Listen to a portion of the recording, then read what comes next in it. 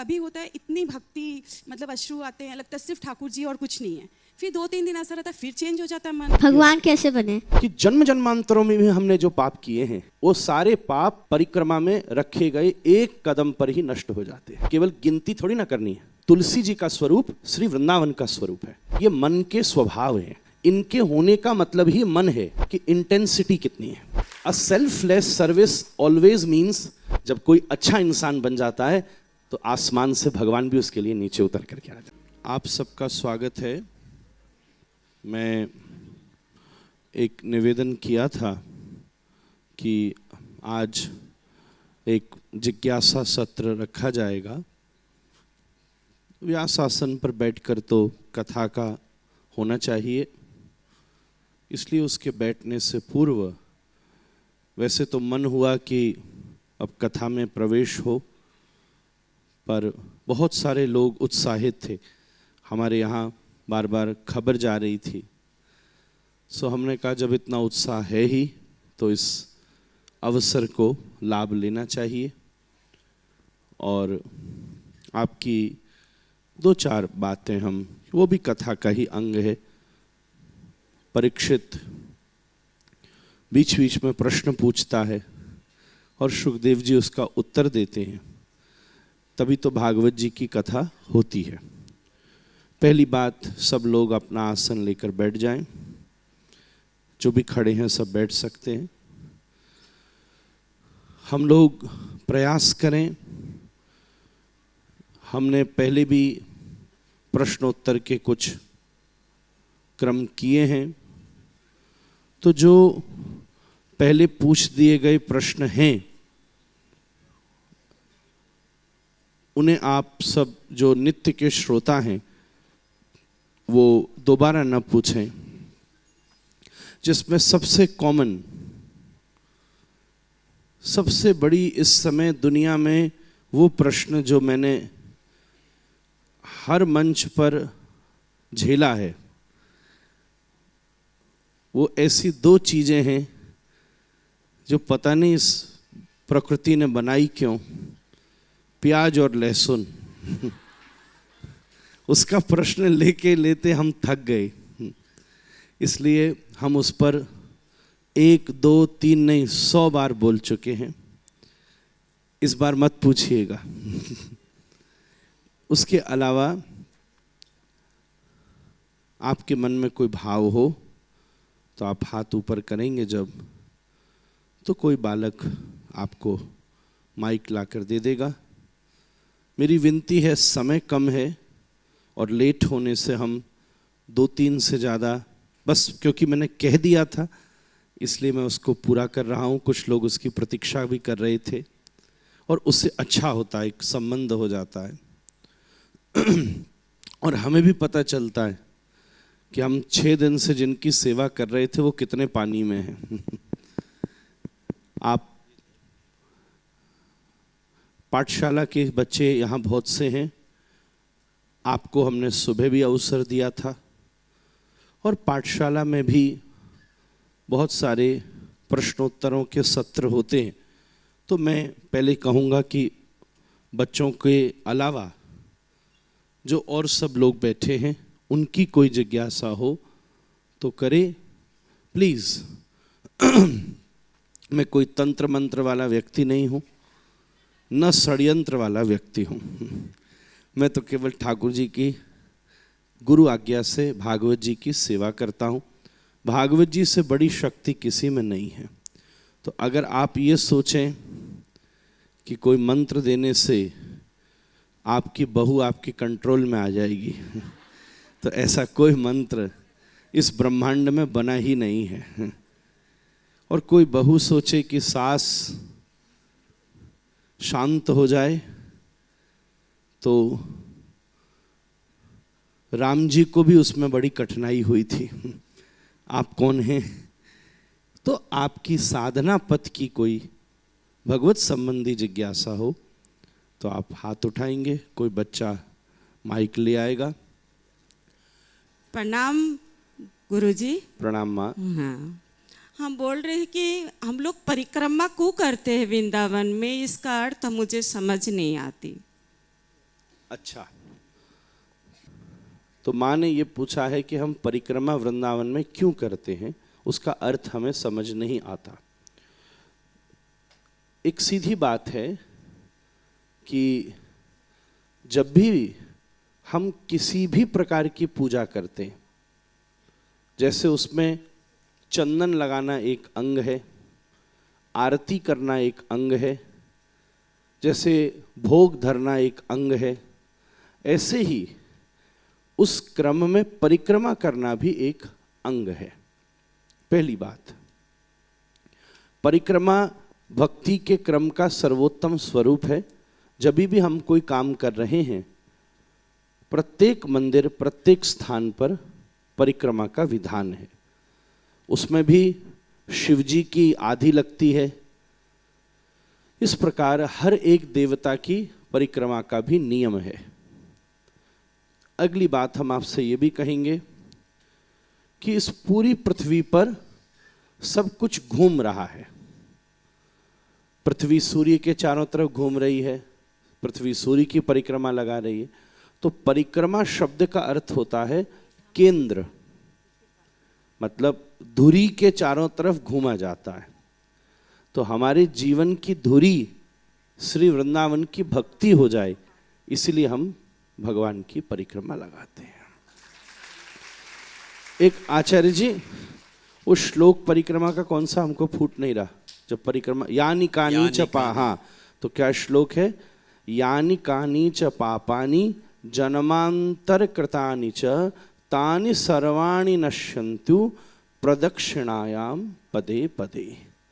क्या महात्मा है परिक्रमा का कि जन्म जन्मांतरों में भी हमने जो पाप किए हैं, वो सारे पाप परिक्रमा में रखे गए एक कदम पर ही नष्ट हो जाते हैं।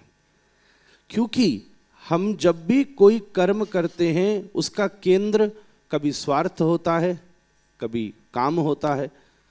तो जब स्वार्थ से कर्म होता है तो पाप हो ही जाता है, पर जब ठाकुर जी केंद्र में आ जाते हैं तो हमारे कर्म की शुद्धि होती है। ऐसी शास्त्र की आज्ञा है। राधे राधे।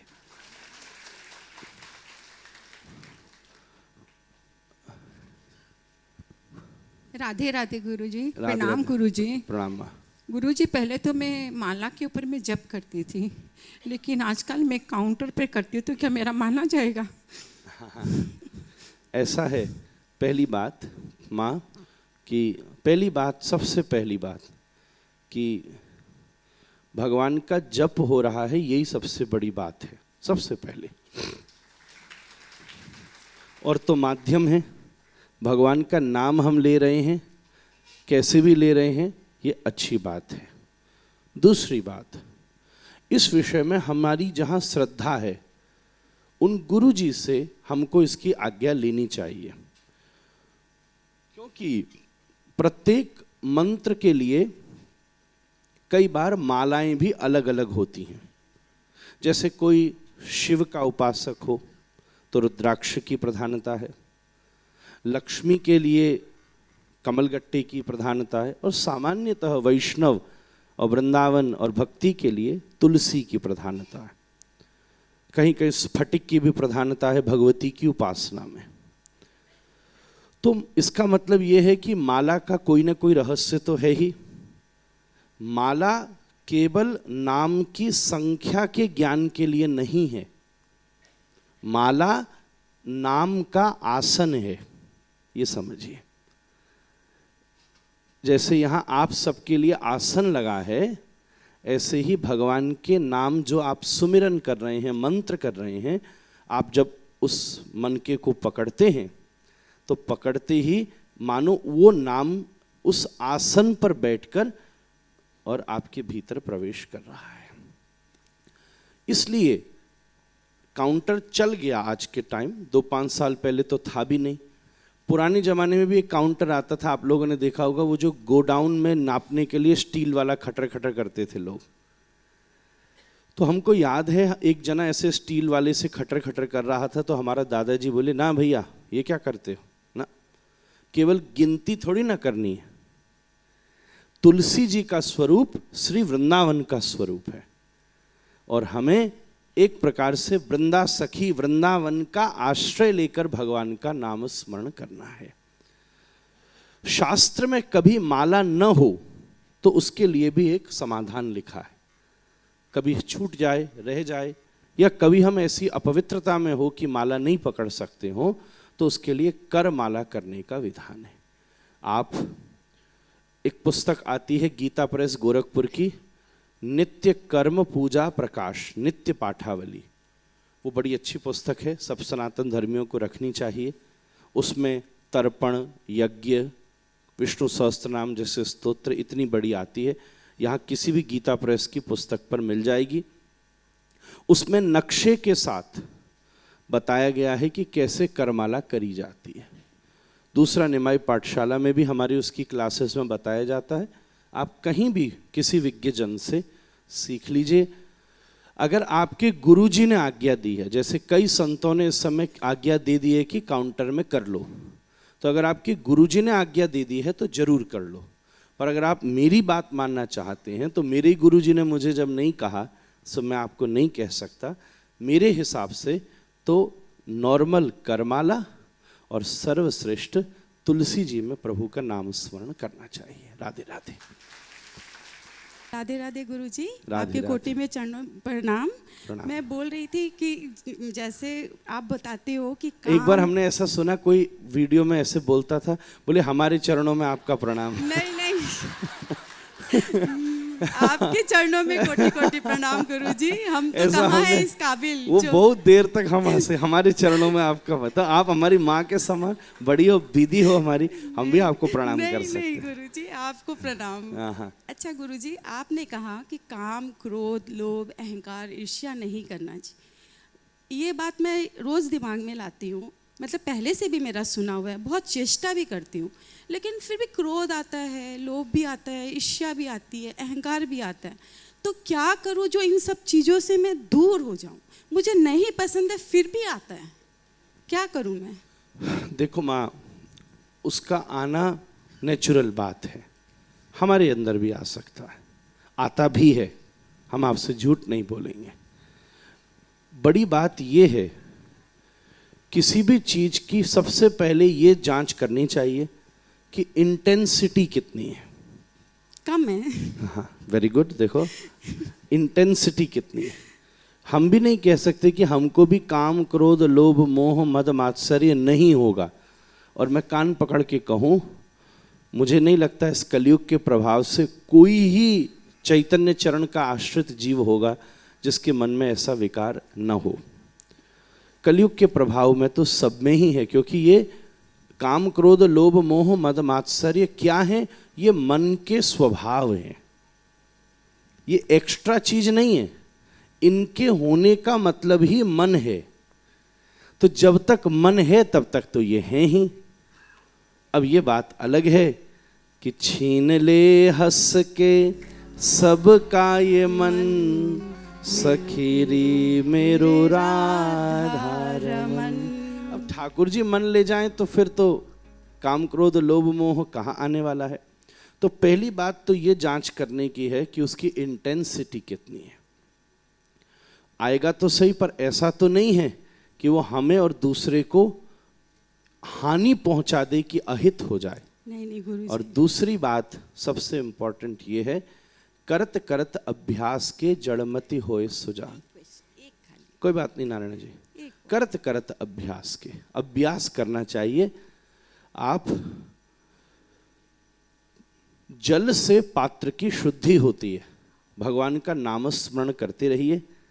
एक बहुत गंदा गिलास हो, नल के नीचे रखो, पहले गंदा गंदा पानी निकलता है, फिर भूरा भूरा निकलता है, फिर पीला पीला निकलता है, फिर भी नल चालू रहा तो थोड़ी देर में जैसा पानी जा रहा है वैसा बाहर आने लगता है, साफ हो जाता है। ऐसे ही ये मन बहुत मल से भरा है। आप भक्ति की धारा के नीचे इस मन को लगाओ, नाम और कथा में लगाओ, धीरे धीरे धीरे धीरे निर्मल मन जन सो मोहि पावा, मोहि कपट छल छिद्र। दूसरा क्या है पूछ लीजिए। राधे राधे। धन्यवाद पंडित गुरुजी। मैं बोल रही थी दूसरा कि जैसे कभी होता है इतनी भक्ति, मतलब अश्रु आते हैं, लगता है सिर्फ ठाकुर जी और कुछ नहीं है। फिर 2-3 दिन ऐसा रहता है, फिर चेंज हो जाता है मन इधर उधर की बातों में, मतलब फिर लगता है कि अरे भक्ति कहाँ गई, अभी तो थी अभी कहाँ गई। तो ये क्यों होता है? ठीक है, एक तो 2 प्रश्न हैं, किसी के तो एक साथ पूछ लेना, क्योंकि क्या पता एक ही उत्तर में दोनों बात छुपी हो। पहली बात कि सड़क भी सदा एक सी नहीं होती, कहीं ढलान होती है, कहीं चढ़ाई होती है। ऐसे जीवन भी कभी एक सा नहीं होता। ऐसे जब हम भगवान का स्मरण करते हैं, कभी ऐसा लगता है कि साइकिल ढलान पर है, तुम कोशिश भी नहीं कर रहे, अपने आप भजन हो रहा है। जैसे इस कथा में बैठ जाओ, आपको मेहनत करने की जरूरत है, अपने आप मन भगवान में जा रहा है। कभी कभी ऐसा होता है जितनी मेहनत कर रहे हो उतनी गाड़ी बढ़ रही है। कभी कभी ऐसा होता है कि पेडल मार रहे हो 500 और गाड़ी बढ़ रही है 50 फीट। तो ये पार्ट ऑफ द सिस्टम है, इससे प्रभावित नहीं होना चाहिए। बड़ी बात यह है कि साइकिल आगे बढ़ रही है, कभी स्लो जाएगी, कभी तेज जाएगी, थोड़ी देर रुक भी जाएगी, पर लक्ष्य निश्चित है तो काम बन जाएगा। होता है कभी हमारे से बड़े साधुओं की कथा सुन लो, बड़े से बड़े भक्तमाल के प्रसंगों को सुन लो, उसमें उनके साथ भी कभी कभी होता है, ओह एकदम लीला चिंतन अंतर ध्यान हो गया। सामान्यतः भक्ति में हमारे द्वारा जो अपराध होता है उससे हमारे मन में विकार पैदा होता है। उस अपराध की निवृत्ति के साधन एक तो सावधानी है, दूसरा बार बार ठाकुर जी से क्षमा मांगनी चाहिए, और तीसरा बड़े से बड़े अपराध से भी भगवान का नाम ही मुक्त कर सकता है। मंत्र महामणि विषय व्याल के, मेटत कठिन कुअंक भाल के। राधे राधे। हाँ। राधे श्याम गुरुदेव। हाँ। आपके चरणों में मेरा प्रणाम। मुझे ये पूछना था, how do I serve others effectively without draining my own energy? I couldn't hear you. How do I serve others effectively without draining my own energy?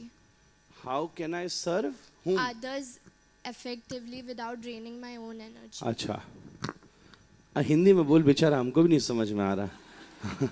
हम दूसरे का सेवा कैसे कर सकते हैं विदाउट अपनी एनर्जी वेस्ट। हाँ, विदाउट ड्रेनिंग माई एनर्जी। अच्छा ठीक, very good. So let me tell you one thing बेटा, when you are serving someone and you required an appreciation in return, that's the time, and maybe you are not getting the appreciation, that's the time when you feel that I am drained. Very frankly speaking, a selfless service always means that I don't ever require anything in appreciation, anything in return. I'm serving. There are 2 reasons. One can be it is my duty, and the another one is it is my swabhav. It is my nature. If serving is your duty, then maybe you might lose your duty. If serving is your routine, you might skip a routine. But if it becomes your nature, even in your hardest time of your life, you will still be ready to serve. And there were people who have done this because they are doing selflessly. You will never feel drained if you are serving someone and you don't need anything in return.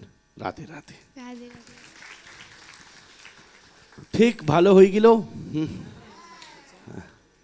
হ্যাঁ, অনেক ভালো হইছি। हाँ, भगवान कैसे बने? ओ होए, की बोलছি दादा? भगवान कैसे बने? तुझको भगवान बनना है बेटू? जो नहीं बना जा सकता उसी को भगवान कहते हैं, और जो बनना सबसे आसान है उसी को इंसान कहते हैं। भगवान बनने से इंसान बनना ज़्यादा बड़ा है, क्योंकि जब कोई अच्छा इंसान बन जाता है तो आसमान से भगवान भी उसके लिए नीचे उतर करके आ जाता है। ठीक है। हरे कृष्णा कृष्णा कृष्ण। अच्छा, एक हमारा मन करता है, ए लाला दोनों जनी आओ, इधर आओ। हाँ, ये बताओ तुमको कौन सा बात अच्छा लगा? आज तुम्हारा इंटरव्यू लेगा मैं। यहीं से बोल देगा, चलो। हाँ। क्या बाबा तुम 5-6 दिन कथा हमारा सुना तो इतना ये बालक हमारा इतना प्रेम से सेवा करता है, कुछ नहीं बोला, हम खूब आनंद लिया इससे, बिल्कुल टाइम पर आता है। बस कल ही थोड़ा सा धोती नहीं बांध पाया था, फिर हम बांध दिए। और इसका प्लान बना हुआ था स्पेन का, हम जा रहे थे यूरोप, तो गोपाल भैया आज्ञा दे दी, अब स्पेन कैंसिल, महाराज के साथ जाना है। I believe I didn't give you any pain. तो कुछ बोलो, हाउ वाज योर एक्सपीरियंस? बाबा लाइफ में ऐसा कभी हुआ नहीं, मेरे को अब आपकी शरण में आ जाना है। हाँ, थैंक यू। कोई बात तो बता। हाँ बाबा। कोई बात तो बता, एक तो बात। बाबा आप जो बोले कि जैसे मन बहुत भटकता था, अब आपके आने के बाद मन स्थिर हो गया। तो परसों से तो नहीं भटकेगा? नहीं बाबा। अच्छा ये बता, भटकता कहाँ कहाँ था? नहीं, मुझे बता दिया उसने, मालूम है। ये गोपाल भैया की बिटिया है।